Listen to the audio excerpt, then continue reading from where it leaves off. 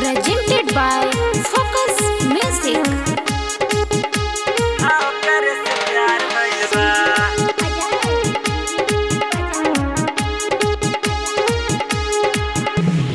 नौगढ़ के नथुनी बर भैया कानपुर के कनबाली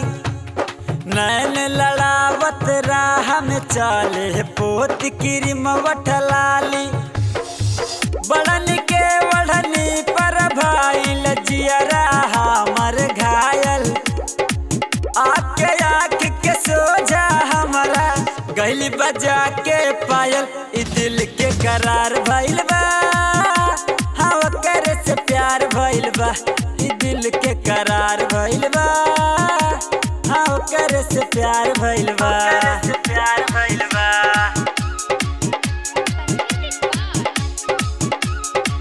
करे से प्यार भइल बा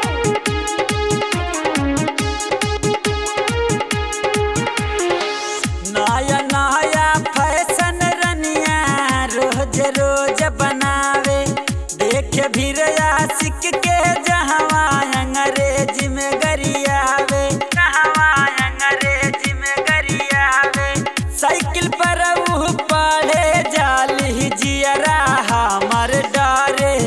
एक से बढ़ के एक लवंडा भाई रे वकर पे मारे मतलब जहान भइल बा हाँ वकर से प्यार भइल बा ई दिल के करार भइल बा हाँ वकर से प्यार भइल बा हाँ वकर से प्यार भइल बा हाँ वकर से प्यार भइल बा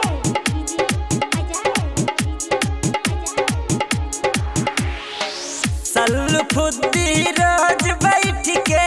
तोहर राह निहारे देखे जब भी तोह के महेंद्र देखते लागे गोहारे देखते लागे गोहारे घायल कहिलू संदीपवा के ताबो तोहरे रहिया जो है तोहरे याद में अखिया हमर आंस से मुहवा धोवे बिसलावा बेकार भइल बा भंगड़िया से प्यार भइल बा रे दिल के करार भइल बा